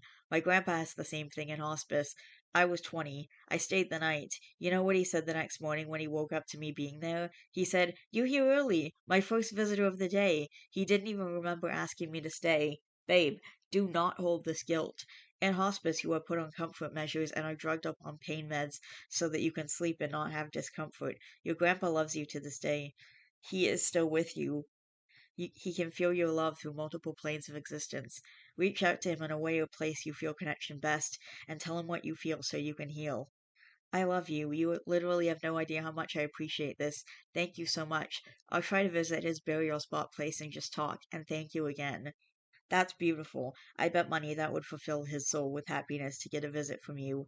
You've inspired me to pay a visit to my own grandpa's site. Good luck in all you do. Thank you. To you as well. Aw. You were a child. Totally understandable reaction. Your grandpa clearly loved you and wouldn't want you to torment yourself for the rest of your life. You were not selfish. You human. I know adults who would find that difficult. You were a child. Seeing someone in that position after knowing the most of your life in a better place is very scary. He knows with all of his being that you were not being selfish, you were being a child. He never felt any ill will towards you. If you can, let your grown up self forgive your child self because she wasn't being mean or selfish. She was scared. Dying is a scary thing to a child. Hell, even most adults can't handle it well.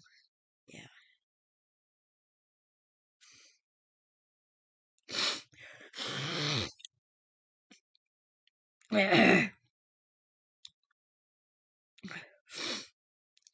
I physically and emotionally abused my younger brother when we were younger. It's something I still regret to this day. So, for context, we were a family of six: mom, dad, me, my two younger brothers, let's call them A and B, and a younger sister, let's call her C. We were all pretty close.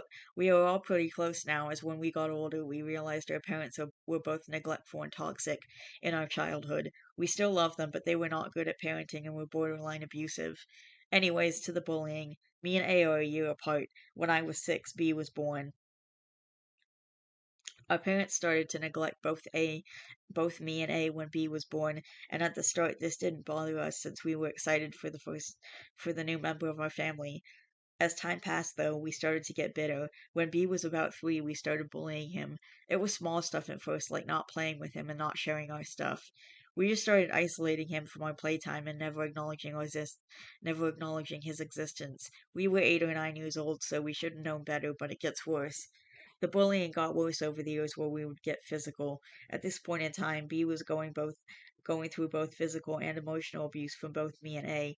We never hit him hard because we'd get in a lot of trouble at the time, but I'm sure the mental shock from getting hit by your own family hurt much more. The worst thing done physically to B was when I threw a dart at him. It lodged into his arm and he started crying. Fortunately, he wasn't too injured and the injury was patched with a small bandage. Some years passed and I was 11 when the youngest was born. Our sister C was born and all of our fighting temporarily halted. We showered C with love, but yet again, our parents started neglecting B now along with us. It was fine though because we were slightly older and we were happy that we finally got a girl in the family. Eventually, though, we started abusing B again. The emotional abuse had gotten even worse over the years. At this time, both me and A were close to teenagers, 13 or 14, and definitely should have known right from wrong. We were still isolating B, but not physically abusing him anymore. I was much worse than A, though. A started to lighten up on the abuse towards B, whereas I would put B down whenever I got the chance, and acted disgusted at the sight of him. I wouldn't even let him touch me or I'd flip. Since B was getting older, he started to fight back against the abuse and would yell back. I didn't get too mad at this and thought it gave me the green light to keep bullying him since he was resisting, which, in my mind at the time, this meant we were on equal grounds. We were definitely not. I was 6 years older than him. I should have fucking known. Turns out B was also getting bullied at school. He never told us anything. I mean, why the fuck would he? We were one of his tormentors too. I'm sure he told our parents, but they never said anything to us or did anything about it. I really wish they would. Me and A would bully B, but if we had known others were doing so, we would have done something about it. We kind of had an only we can do this to B mentality, as bad as that sounds. As even more years passed, A started getting along with B more. I was still abusing B, but it was not to the extent of when we were children. B also fought back even more now and would argue back with me. It sort of evolved from normal sibling banter from there. It sort of evolved to normal sibling banter from there, but I was super mean with it. There was no more isolation tactics or physical abuse, especially since C was also getting older, and she kind of brought us all together since we spoiled and loved her a lot. Fast forward to me getting into college at 19. I stopped the abuse towards B by this time. It wasn't until I was 20 that we actually started to get along. As years passed, we had a normal sibling relationship. He was finally free from my torment, but the damage had already been done. Through combination of my bullying at home and the bullying he faced at school, he developed severe clinical depression. I'm pretty sure B has never fully forgiven me, as I had never apologized, even though the guilt still eats at me to this day. I paid for B's therapy and tried to make up for the past by buying him gifts and food. B has a very sarcastic and humorous personality. We have a relationship where he would call me cringe and try to stop me if I tried to make a sincere apology verbally, so I've been trying to make it up to him through my actions. It wasn't until I was 24 or 25 when I had this realization of how badly I treated B. I knew it was bad, but for some reason the epiphany didn't hit me until then. I paid for his therapy, but he wouldn't need it if it weren't for me. I brought him gifts, but none of those will bring back his childhood. He talks to me and jokes around with me, but deep down I don't deserve this. Every now and then he will bring up a traumatic thing I did to him in a joking manner. Example, remember when you and A would do this and that to me? Damn, you guys were assholes, and then he laughs. He says that it doesn't affect him now, and that it made his personality more interesting, but I know deep down he has resentment towards us. I don't blame him one bit either. We are all adults now, and we are all close. We kind of made a support group for siblings with bad parents. As the eldest, I take them out to eat every month so we can talk about life and catch up on things.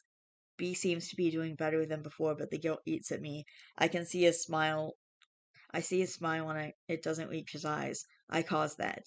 I don't feel any better getting this off my chest. Every line in memory I wrote down hit even harder, and made me realize what a garbage human being I am. I don't think I'll ever be able to say this out loud in real life. I'm so sorry, B, for all of the years of abuse I put you through. I'm so proud of the person you were able to become even after all you've been through. You were such a strong person, much stronger than much stronger than any of us. I wish you nothing but happiness, and I want you to know that even if I'm not there, I will always have your back.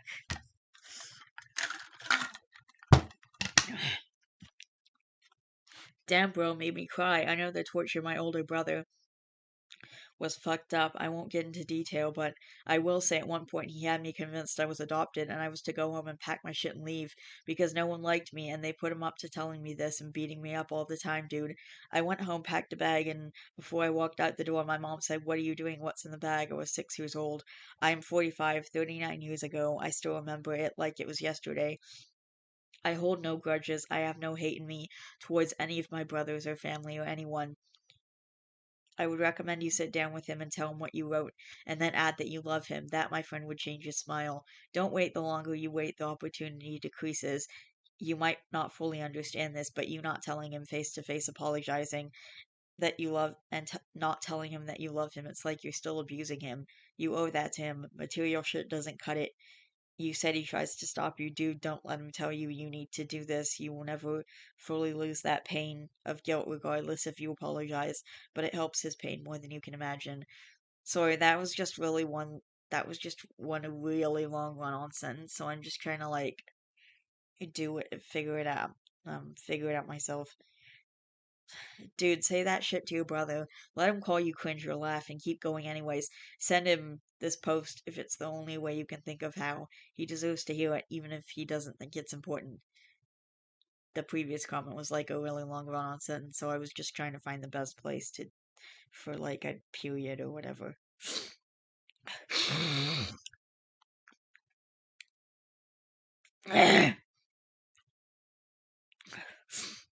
Him referring to it jokingly from time to time may indicate that he is ready to talk about it.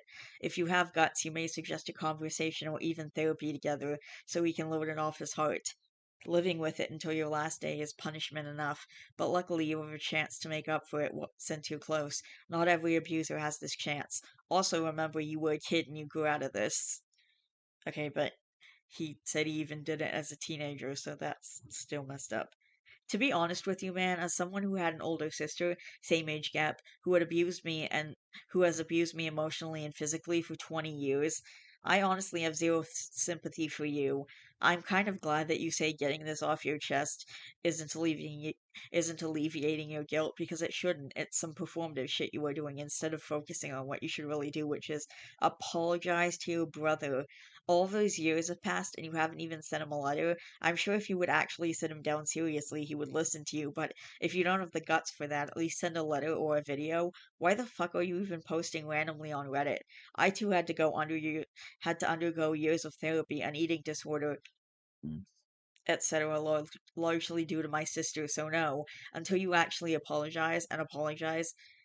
until you actually acknowledge and apologize, none of your little actions will undo the bad.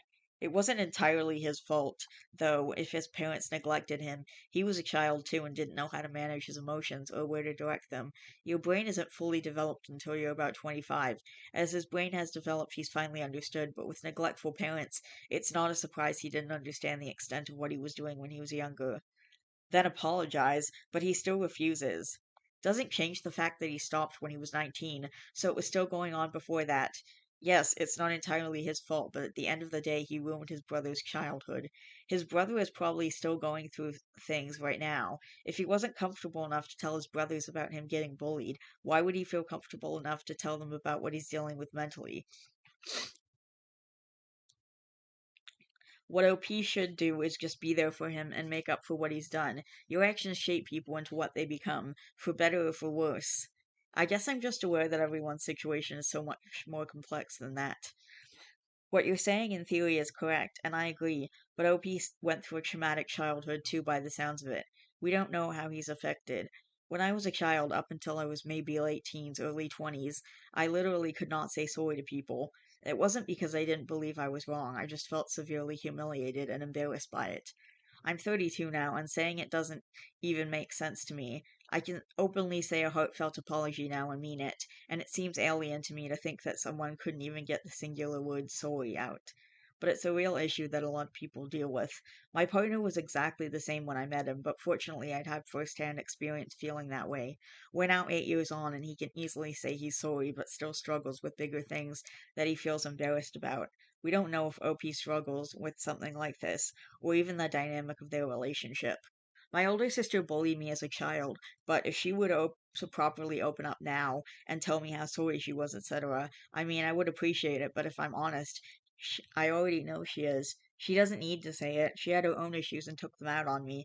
She was a child too. It would honestly just make me feel awkward and not know how to respond. I know she was a child. I know she didn't feel loved, and I know she still struggles with those feelings to this day. I know that she loves me and cares about me and that she would never intentionally hurt me. I don't need an apology. I guess I just don't see it as black and white.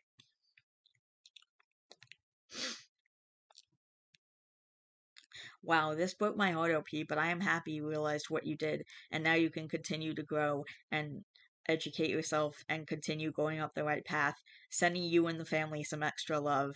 Him realizing it doesn't change the fact that he ruined someone's life forever, and it took him 20 plus years to realize that, and he's barely being sympathetic. Why are you letting me know this information? Tell him how you feel. Your comment isn't going to change my comment. Peace and love. Alright, I have to pause this for a second because my. Okay, I'm back one last time to finish off this video, so I'm gonna do a few more stories, confessions, and then I'm gonna be done. So this video has been delayed for multiple reasons, which I'm not gonna get into, but anyway, I think I'm gonna do like 3 more? Sure. I used to tell angry customers that I was putting them on hold and then I'd hang up instead. I was in customer service for a worldwide hotel chain. Oops. I don't think I could last a week in customer service. I loved it. We'd also say fuck you for calling X Hotels. How can I help you? We just say it really quick. That's hilarious. I should have tried that when I worked in Fido customer service. Nice. Very nice. And then someone commented a sad face. Me neither, I'd get fired day one. Meh, it's not that bad. If I was speaking to a person whose first language wasn't English, then no matter what, I wouldn't ever get fired. I wouldn't ever get frustrated because I always have the upper hand language-wise. The more angry they'd get, the less their ability to speak clearly would be. If you're on with an angry man, then eventually he will burn himself out. You reach a point where there's a pause, a sigh, and then you've won, and they'll just do what you tell them. Women who are angry are the tough ones because they'll talk you in a loop. You apologize and they say it's not good enough and you're back to square one again.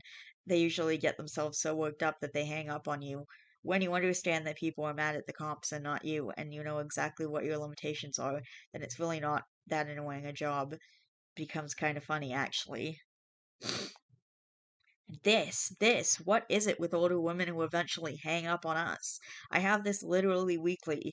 I think it is just pure frustration on their part. They scream and shout, and the only other option is tears, and they probably don't want a stranger to hear, so they hang up.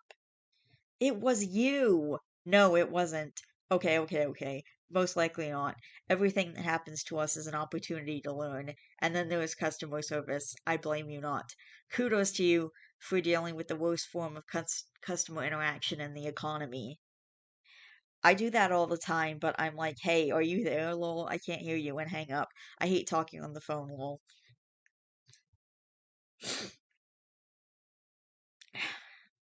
I used to pocket the cash payments for the $5 footlong. When I was young, I worked at Subway doing the $5 footlong deal. When customers would come in and order just the sub, it was easy math. $5.40 every time. So I would simply bring in a roll of quarters and dimes to work and give them back 60 cents from my pocket and keep those $6 they usually handed me.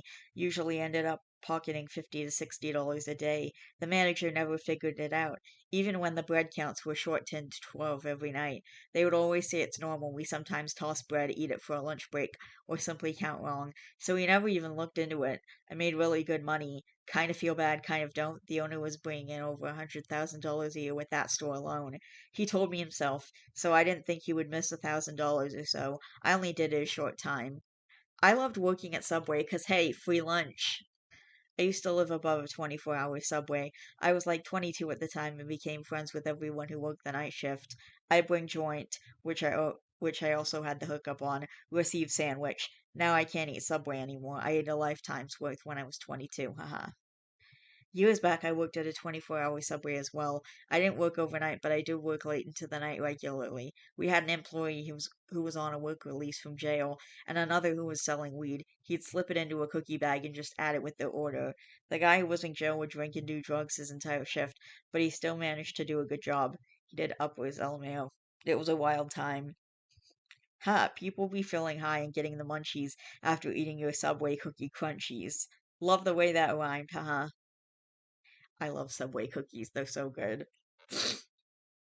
I always get them to tuck it into the bag with my sub so that it'll be warm and like soft and the chocolate chips will be kind of melty. I love it. Hmm. Hang on, I gotta find more confessions. Alright, got it. I lied to my doctor because that was the only way I could be referred to a specialist. Edit. Hey, so I feel like I need to clarify some things. So, like, I'm not a cardiologist or any kind of doctor.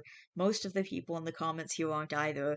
I did see this one comment from someone who claims to be, but that's just one comment out of 98.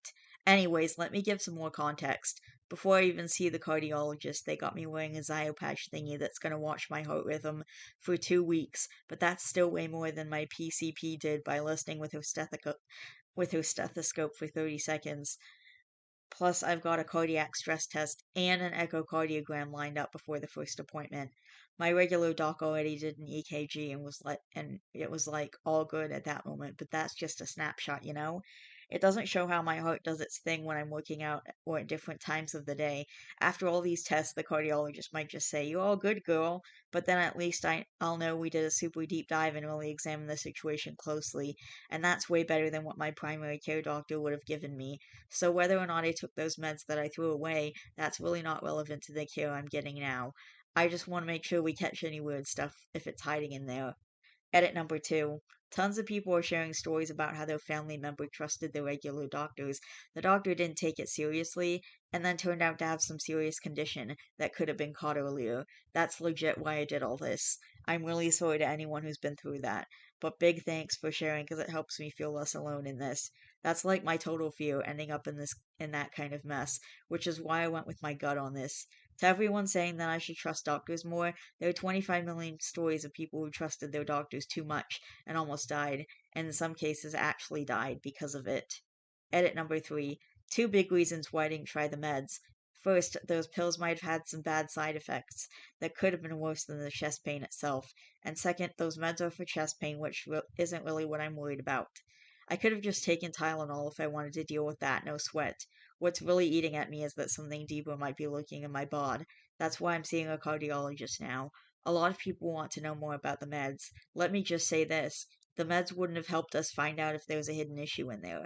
The cardiologist's the one doing the heavy lifting to find that out. See edit number 1. Edit number 4. I'm gonna keep replying to the comments this way. Like, seriously, so many comments are saying the exact same thing. So this way I can respond to like 12 comments per edit. A lot of you are trying to explain the theory of how primary care and specialists work. But, they can mess up too. Doctors are humans. I've seen a bunch of stories here about people going to their PCP for something, and the doctor's all like, nah, it's nothing, but then it turns out to be super bad later since they didn't catch it early. I mean, sure, the primary care doctor knows more than me, but they might still miss something. So let's say I'd taken these meds and my chest pain went away. That's great, but like, what if it's just coincidence? What if the pain was going to go away on its own? Or what if the meds make me feel better but only band-aid the real problem that's causing the pain? Let me just repeat that I'm not freaking out about the chest pain itself. I am more concerned there might be I am more concerned that there might be some hidden issue. I just know that chest pain, which happens randomly, specifically during exercise, is not normal. I don't want to end up like those stories where people had a serious issue, their PCP didn't catch in time, and it got worse. In theory, that should not happen because the PCP would have known when to refer people to specialists. You don't know how to explain. You don't need to explain that to me since I know that's how it works in theory. Since I know that's how it works in theory. In reality, there's a million stories in which the PCP did not catch something serious and it caused big problems later. Edit number 5. A few comments are saying that the lie might mess up my treatment later because the cardiologist will be all like, "Oh, she tried those meds and they didn't work, so now we have to handle this completely differently." But I'm totally not stressing about that, haha. Just read edit number 1. The cardiologist is running all these different screenings. The whole the meds didn't work thing won't mess with the cardiologist's ability to spot any problems.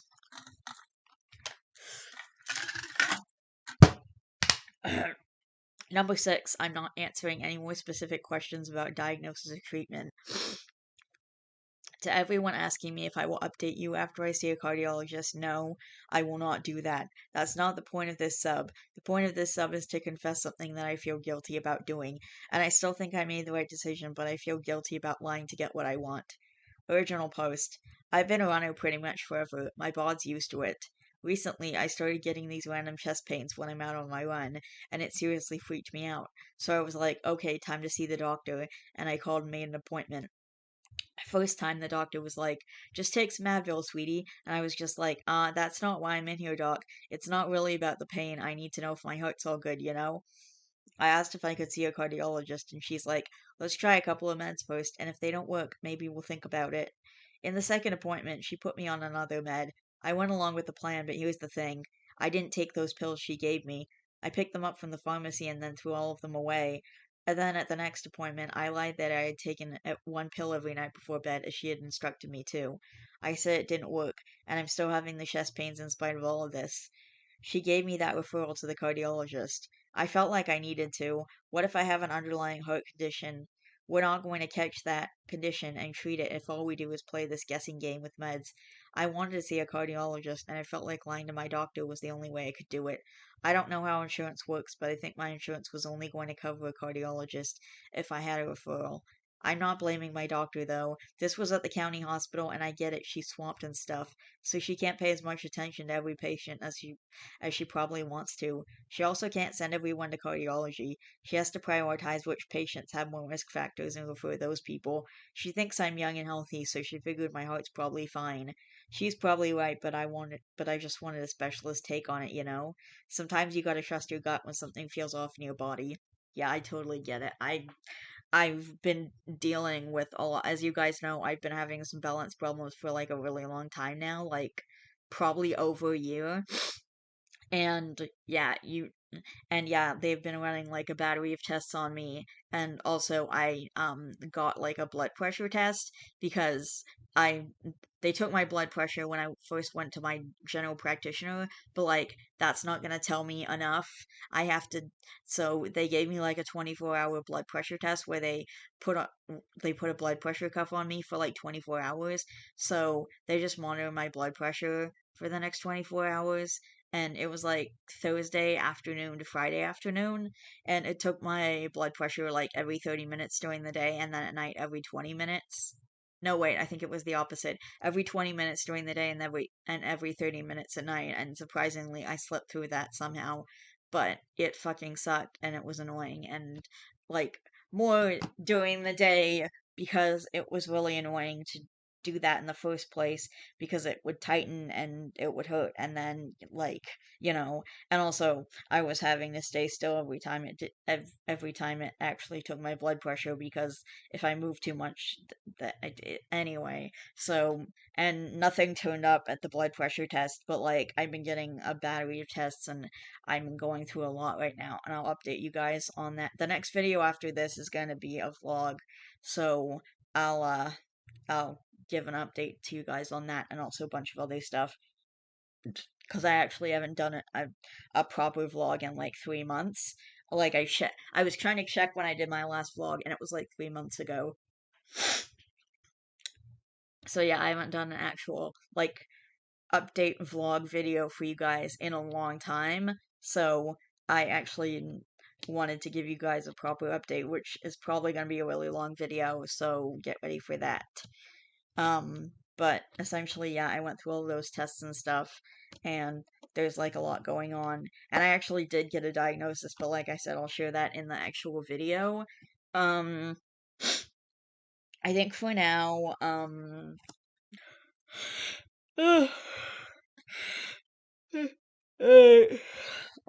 gonna just read a few comments from this story. I had to lie to my doctor to initially get on antidepressants. She was a family doctor who knew me since I was a kid and said I was just sad, and lectured me on the difference between depression and sadness.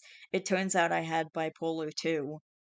My son was prescribed Cipralex from my former GP and was told he needs to do stuff to make him happy. Turns out he is also bipolar 2 and ADHD. Our new doctor is amazing and very helpful. Just a question on this. Does having the diagnosis help in ways other than we can put you on this medication? Do you get specific therapy slash training, etc.? I'm thinking to get an assessment, but was told it won't change anything for me unless I want to be put on some kind of medication, which I don't will. Having diagnosis allows for some school or workplace accommodations if you want or need them. It could also make you eligible for other therapies like behavioral health, occupational therapy, etc. once your needs are determined. Alright. There's like a lot more, but I think I'm just gonna end this story.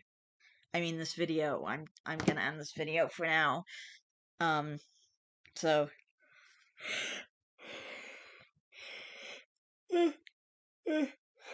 it was really nice getting to make this video for you guys. So the next one is gonna be a vlog, and this is video 148, and the next one's video 149, and then there's gonna be video 150, and I'm not gonna tell you guys what I'm gonna do for that because I want it to be a surprise.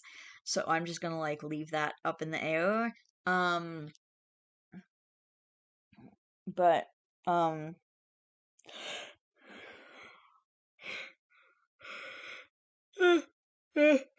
I do have like a diagnosis of my issue for you guys. But like I went through a lot, and a lot of referrals, and luckily I have a GP that takes me seriously, because like my mom was noticing my issues, and pretty much everyone in my life was noticing my issues, and they were like, yeah, well, obviously there's something wrong. Mainly my mom was just like, yeah, obviously there's something wrong with you, cuz like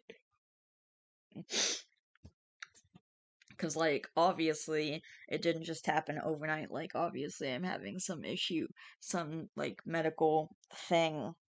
Like if you guys like watched me walk or knew about what was happening, then you would know that Anyway, I love each and every one of you guys. Please don't forget to always be yourself. You are valid. Don't forget to be good to yourself and others. Son of a bitch. Okay. Alright. Let's try that again. I love each and every one of you guys. Please don't forget to always be yourself. You are valid. Be good to yourself and others. And, I don't forget to be good to yourself and others. And I'll see all you guys in the next video. Bye.